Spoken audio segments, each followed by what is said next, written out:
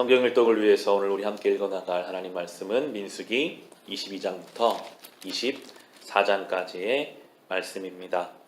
이제 이스라엘 자손은 요단 동편까지 다 점령하고 여리고성 맞은편까지 왔습니다. 이제 오히려 그 여리고성 맞은편에 있는 모압 땅의 사람들이 이스라엘 백성들을 두려워한다라는 내용이 오늘 22장 3절에 나옵니다. 모압 사람들은 이스라엘 백성의 수가 대단히 많아서 몹시 무서워하였다. 모압 사람들은 이스라엘 자손이 나타난 것 때문에 두려워하였다라고 나옵니다. 세상은 하나님과 성도들을 두려워할 수밖에 없습니다. 아무리 그들이 담대한 것 같이 보여도 하나님의 능력 앞에 서면 두려워 떨게 됩니다. 이들의 반응은 이들도 영적인 존재를 찾아서 빌게 되는데요. 6절에 보시면 발람이라는 영적인 지도자를 찾아가서 이렇게 말합니다. 이제 오셔서 나를 보아서 이 백성을 저주하여 주시기를 바랍니다. 그들은 너무 강해서 나로서는 도저히 감당할 수 없습니다. 그렇게만 해주신다면 나는 그들을 쳐 부수어서 이 땅에서 쫓아낼 수 있을 것입니다. 그대가 복을 비는 이는 복을 받고 그대가 저주하는 이는 저주를 받는다는 것을 나는 알고 있습니다. 라고 하면서 영적인 존재에게 가서 와서 좀 저주를 해달라 라고 이 모압 왕이 발람이라는 자를 찾아가서 묻고 있습니다. 이러한 인간의 모습은 지금도 마찬가지입니다. 과학이 아무리 발달해도 새해가 되면 많은 사람들이 점집을 찾아갑니다. 올해의 운세가 어떻게 되겠습니까? 우리 자녀들이 어떻게 되겠습니까? 내가 하는 사업이 잘 되겠습니까? 사람들의 마음에는 두려운 마음이 있습니다. 궁금한 마음이 있습니다. 그런데 우리가 잘 볼 수 있는 것이 여기서 나오는 것은 내가 잘 되기 원하니 내가 돈을 치를 만큼 나에게 복을 달라. 조건적인 관계를 가지고 신에게 나아가려고 합니다. 그런데 우리가 민수기를 통해 본 것처럼 하나님과 이스라엘의 관계는 어땠습니까? 하나님은 이들을 훈련시키십니다. 조건적인 관계가 아니라 시간을 들여서 그들을 만들어 가십니다. 빚어 가십니다. 너무나 다릅니다. 우리와 하나님과의 관계와 세상이 신을 통해 무엇인가를 얻으려고 하는 것은 완전히 다른 것을 볼 수 있습니다. 그런데 이 발람 역시도 하나님 앞에 묻는 사람이었습니다. 하나님께 이러이러한데 어떻게 할까요? 물었을 때 하나님이 대답하시는 것이 12절에 나오게 됩니다. 하나님이 발람에게 말씀하셨다. 너는 그 사신들과 함께 가지 말아라.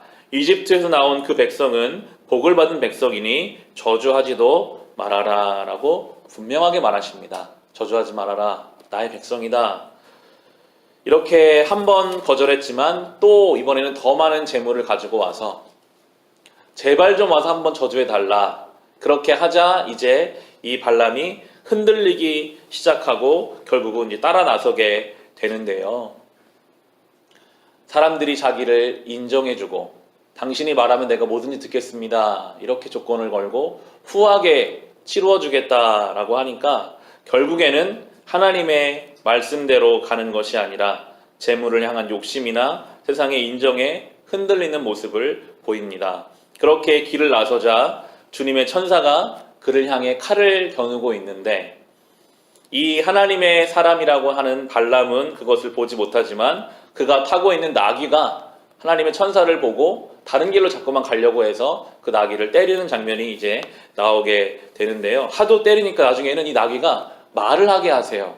28절부터 보시면 22장 28절 보시면 그때에 주님께서 그 나귀의 입을 여시니 그 나귀가 발람에게 말하였다.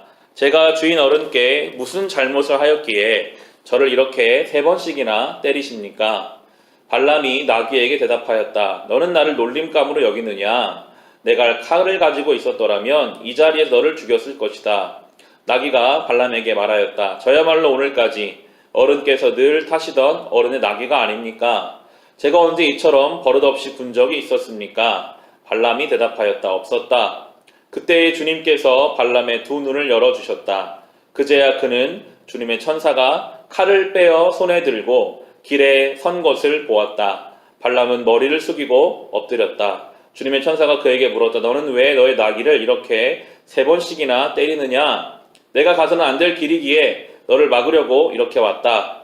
나귀는 나를 보고 나에게서 3번이나 비켜섰다. 다행히 나귀가 비켜섰기에 망정이지 그렇지 않았더라면 내가 나귀는 살렸겠지만 너는 분명히 죽였을 것이다 라고 나오고 있습니다.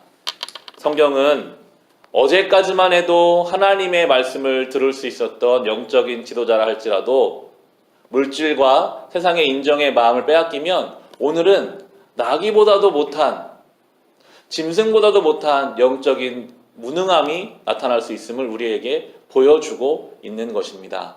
나귀와 영적인 지도자를 비교하고 있고 또 이러한 무능한 영적 지도자를 와서 청하고 있는 정치 지도자의 모습도 오늘 나오고 있는 것을 봅니다. 결국에는 가서 저주를 하지 않고 축복을 하게 됩니다. 3번이나 이스라엘 백성을 축복하는 내용을 우리에게 보여주면서 하나님이 모든 것을 지으시고 주관하시는 분위기에 어떤 수를 쓰고 어떤 방법을 써도 결국에는 하나님의 뜻이 이루어져 가는 것을 우리에게 보여주면서 그 하나님께 붙어 있는 것이 가장 온전한 기름을 우리에게 말씀해 주고 계십니다. 우리는 늘 영적인 민감함을 유지하며 살아가야 합니다. 우리가 욕심의 눈이 어두워지고 세상의 인정의 마음을 빼앗기면 우리도 나귀보다 못한 지금 천사의 칼이 내 목을 겨누고 있는데도 그 길로 가려고 해요. 사망의 길인지를 모릅니다. 그 길로 가려고 하는 이 어리석은 모습이 우리의 모습이 되지 않기를 특별히 내일 주일을 통해 다시 한번 영적으로 새로워지고 하나님의 뜻을 온전히 분별할 수 있는 시간이 될 수 있으시기를 우리 주님의 이름으로 축원합니다.